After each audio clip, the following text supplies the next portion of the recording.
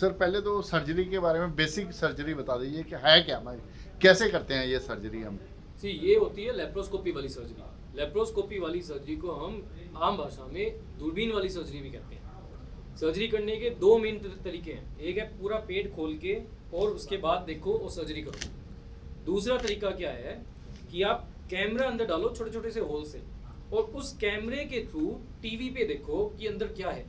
जो आप पेट खोल के देख रहे हो उसकी जगह कैमरे से देखो, और फिर वही जो इंस्ट्रूमेंट आपके पेट खोल के बड़े बड़े डाल रहे हो उनको आप छोटे छोटे ऐसे लंबी, जैसे सीजर है आपकी, ये ओपन सीजर है, अब इसी सीजर को मैं छोटा सा करके और इतने लंबे डंडी पे ले लूँ तो ये मेरा इंस्ट्रूमेंट है दूरबीन का। मैं 5 mm यानी कि आधी सेंटीमीटर से पेट में जाऊँगा, सर्जरी करूँगा।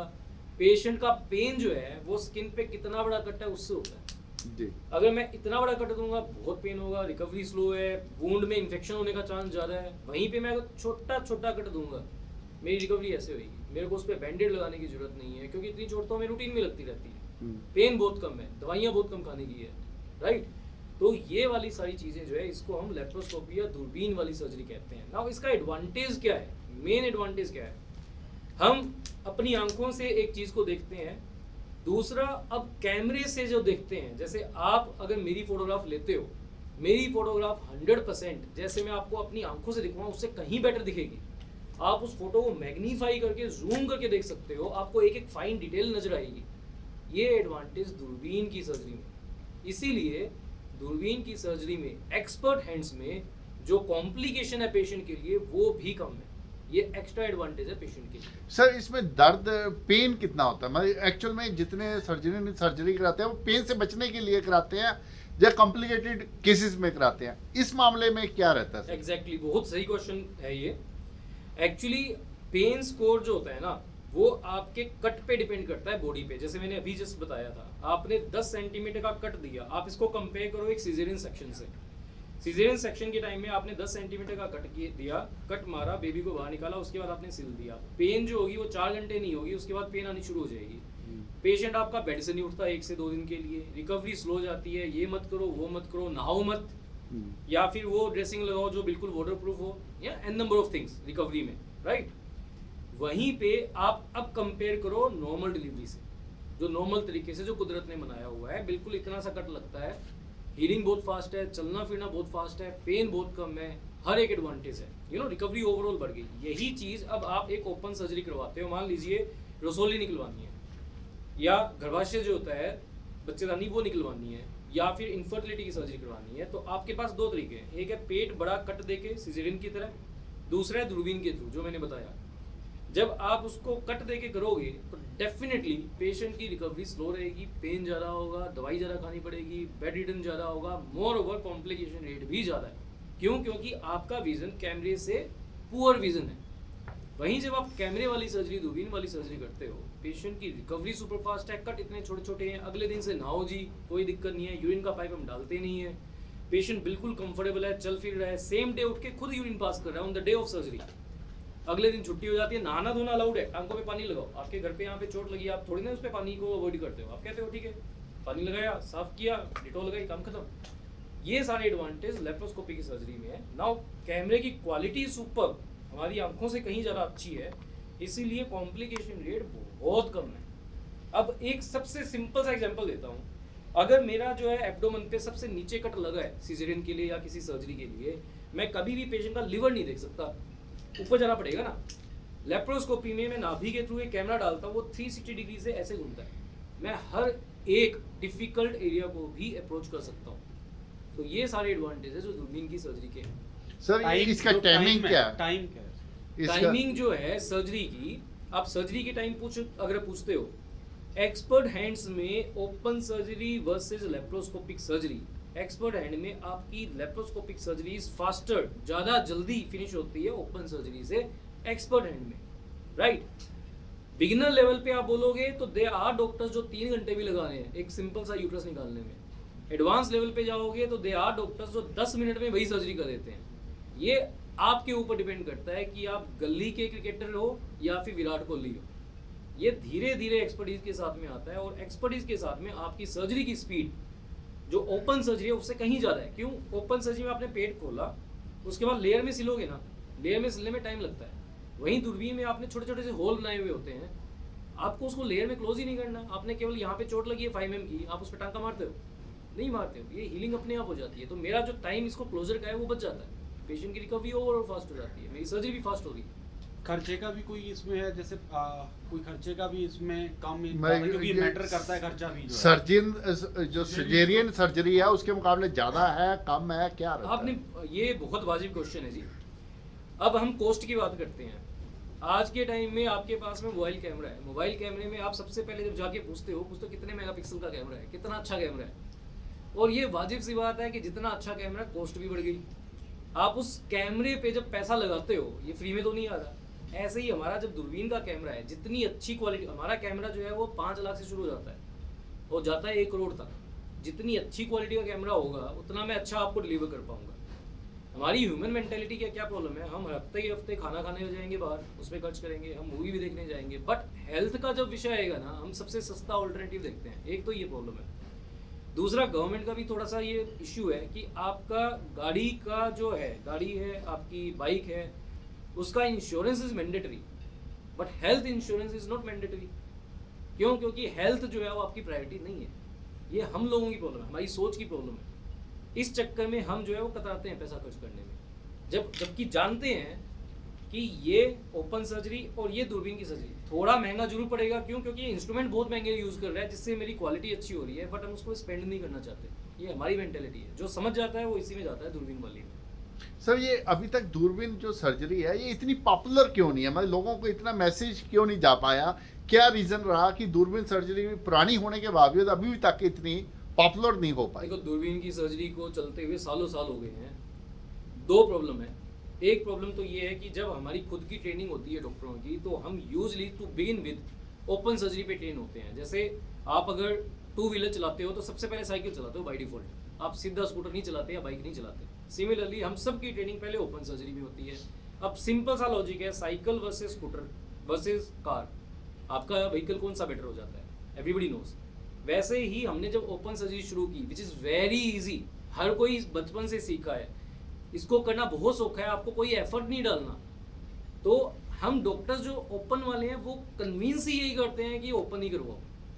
जब आप एडवांस लेवल पे हम जैसे डॉक्टर चले जाते हैं, फिर हम बोलते हैं कि नहीं, इसका एडवांटेज है, इतना ज़्यादा एडवांटेज है कि पेशेंट को बहुत बेनिफिट मिलेगा, तब हम लेप्रोस्कोपी को काउंसिल करना शुरू करते हैं। अब हर एक जो बाइकर है या हर एक गाड़ी चलाने वाला स्पीड रेसर नहीं है, उसके लिए आपको अलग लेवल की जो है वो ट्रेनिंग चाहिए होती है। तो हमारा लेवल भी दूरबीन की सर्जरी में धीरे धीरे बढ़ता रहता है और इवेंचुअली एक लेवल ऐसा आता है जहाँ पे हमारी सर्जरी, जो मैंने कहा था कि 10-10 मिनट के अंदर flawlessly without any complication finish हो जाती है, राइट? तो इसीलिए ये इतनी ज़्यादा पॉपुलर नहीं हो पाई है, क्योंकि कहीं कुछ कमी हमारी तरफ से रहेगी और कुछ कमी पेशेंट की तरफ से रहेगी कि वो अपनी हेल्थ को जो है वो सेकेंडरी मानता है, वो प्राइमरी नहीं मानता। तो ये बहुत जरूरी है आज के विषय में। हम डॉक्टरों को भी ऊपर उठना है और पेशेंट्स को भी अपनी सोच में थोड़ा सा बदलाव लेके आने की जरूरत है कि हेल्थ जो है वो प्रायोरिटी होनी चाहिए। सर, इसका सक्सेस रेट कितना का है? सक्सेस रेट सर्जरी का जी, ओपन सर्जरी से कहीं ज़्यादा। आप एक पर्टिकुलर सर्जरी करवाते हो, ओपन सर्जरी करवाते हो, पेट अंदर एकदम जैम पैक है, चिपका हुआ है, जिसका पिछले 2 या 3 सीजरियन हो रखे हैं या 2-3 सर्जरी हो रखी है, पेट में एडिशन हो गया, चिपक गया है। आप ओपन सर्जरी करते हो, आपका विजन जो है, अब यहाँ पे जो 2 टिश्यू है, ये मान लियो आपकी इंटेस्टाइन है, ये आपका यूट्रस है, उसके बीच में ऐसे चिपक गया है। आप अपनी आंखों से इतना ही देख सकते हो, बट मैं जब कैमरा लगाऊंगा बढ़िया वाला मेरा, तो ये मेरा वाला जो इमेज है मेरे टीवी पे, 32 इंच का टीवी है, उस पर ऐसे दिखेगा। Got it? Magnified image. अब मैं इस लेवल पे जाऊंगा, बीच में मेरा कॉम्प्लिकेशन रेट कम हो गया ना। वाई? बिकॉज बावल अलग हो गया, कॉम्प्लिकेशन नहीं होगा, यूट्रस अलग है, मेरे को सर्जरी यहाँ करनी है। तो सक्सेस रेट लेप्रोस्कोपिक सर्जरी की फार मोर है, खास तौर पे चिपके हुए केसेस में, लेप्रोस्कोपी में एक्सपर्ट हैंड्स। ठीक है sir, thank you sir. Doctor साहब, आप ये नॉर्मल डिलीवरी, सीजरियन डिलीवरी और दूरबीन डिलीवरी में से आप कौन सी प्रेफर करेंगे? नहीं जी, ये डिलीवरी एक अलग चीज़ है। हम जो है ना, डिलीवरी को केवल एक कंपेयर करके समझाने की कोशिश कर रहे हैं कि सीजेरियन एंड नॉर्मल, ये है डिलीवरी का पार्ट, बच्चा निकालने का पार्ट। दूरबीन की सर्जरी में बच्चा नहीं निकाला जाता। सीजेरियन नॉर्मल लैंग्वेज में हर एक ओपन सर्जरी को सीजेरियन बोल देते हैं। जैसे किसी ने बच्चेदानी निकलवाई, बोलेंगे सिजेरियन से हुआ था। नहीं जी, वो सिजेरियन नहीं है। सिजेरियन एक पर्टिकुलर टर्म है जो केवल पेट खोल के बच्चा निकालने वाली सर्जरी को बोला जाता है। हमारी डॉक्टरों की लैंग्वेज में उसे ओपन सर्जरी बोलते हैं कि बच्चेदानी निकला, ये ओपन सर्जरी है। ओके, सिमिलरली जो आपका ये वाला है नॉर्मल डिलीवरी, जिसमें आपका टांका इतना सा लगता है या कईयों में लगता भी नहीं है, और नॉर्मल डिलीवरी होती है बिना टांके की, इसको हम लेप्रोस्कोपी से कंपेयर करते हैं। क्यों? क्योंकि या तो टांका लगता ही नहीं है, लगता है तो एक एक टांका लगता है जैसे नॉर्मल डिलीवरी में होता है। तो रिकवरी जो है वो सिग्निफिकेंटली चेंज हो जाती है इसके अंदर पेशेंट की। और ये सुविधा लेप्रोस्कोपी की कितनी जगह है चंडीगढ़ में? लेप्रोस्कोपी के कितने सेंटर है? जब मैं आया था तो बहुत सारी सर्जरीज यहाँ पे नहीं हो रही थी उस टाइम में। कुछ न्यू कंसेप्ट थे जो हम नेशनल कॉन्फ्रेंस में ही हमें सुनने को मिलता है, इंटरनेशनल कॉन्फ्रेंस में सुनने को मिलता है। वो सारे जो कंसेप्ट्स हैं वो यहाँ पे कॉन्फ्रेंस में लॉन्च किए गए, वो सर्जरी स्टार्ट की गई। जो बहुत सारे पेशेंट थे जो जिनको पहले दिल्ली या मुंबई जाना पड़ता था उन पर्टिकुलर सर्जरी के लिए, वो सारे के सारे अब यहीं हो रहे हैं। तो अब जो है वो सिनेरियो काफ़ी चेंज हो चुका है। अब अवेयरनेस बहुत बढ़ गई है, लेप्रोस्कोपी के लिए ट्रेनिंग बहुत ज़्यादा हो रही है। मैं टीचिंग में बहुत ज़्यादा इंटरेस्टेड हूँ। मैं ऑलमोस्ट हर साल एक कॉन्फ्रेंस करता हूँ। ये मेरा 4th इवेंट है, एनुअल इवेंट। इस साल हमने एक नेशनल कॉन्फ्रेंस की है जिसमें all over India senior most faculty जिनसे हम लोगों ने भी सीखा हुआ है उन सबको यहाँ पे बुलाया गया है। नॉर्थ में हम हैं, ईस्ट से, heart of the country Delhi से, वेस्ट राजस्थान, महाराष्ट्र, गुजरात से, साउथ में अपना हैदराबाद हो गया, कोची हो गया, इन सब से नेशनल फैकल्टीज़ को बुला करके एक ही एजेंडा रहा है कि यहाँ पे हमारे पंजाब के अंदर हमें लेप्रोस्कोपिक सर्जरी को इतना पॉपुलर करना है कि हमारे पेशेंट्स को बेनिफिट मिले, डॉक्टर्स उससे ज़्यादा प्रोग्रेस हों और वही बेनिफिट हमारे पेशेंट्स को पास हों। Thank you sir. Thank you. Thank you sir, मैं एक सवाल पूछना चाहता हूँ। हाँ जी।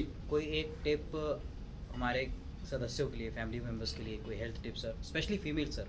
राइट, एक हेल्थ टिप की अगर बात की जाए, नंबर 1 अपनी हेल्थ, जो हमारे क्या होता है कि फीमेल अपनी हेल्थ को हमेशा सेकेंडरी रखती है। खाना भी बाद में खाएगी, हर एक चीज़ बाद में करेगी। पहले मेरा बच्चे हैं, मेरा घर वाला है, मेरे सास ससुर है। मुझे लगता है कि आपके घर का मेन पिलर जो है ना वो एक वुमन है, वो एक लेडी है।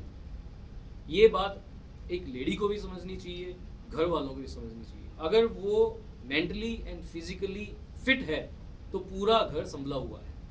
उसके लिए उनका जो एनुअल चेकअप है वो होना चाहिए। इंडिया के अंदर सर्विक्स का कैंसर बहुत ज़्यादा कॉमन है, उसके लिए हर 3 साल के अंदर पैप्समेयर होनी चाहिए। और हर एक फीमेल को 13-14 साल के बाद में एक सर्विक्स के कैंसर को रोकने वाली वैक्सीन होती है जो कम से कम मिनिमम 50% जो है आपको बेनिफिट देती है सर्विक्स कैंसर से बचाने के लिए। उसकी अवेयरनेस बहुत ज़्यादा होनी चाहिए ताकि हर एक फीमेल जो है वो उस वैक्सीन को लगवाए। उसको अवेयरनेस हो कि 13 एज की एज पे वो वैक्सीन लगवानी ही लगानी है। जैसे कि आप हेपेटाइटिस बी की वैक्सीन लगवाते हो, पोलियो की वैक्सीन लगवाते हो, तो ये भी आपका नेशनल प्रोग्राम में होना चाहिए। ये सरकारें इस पे गंभीर क्यों नहीं है?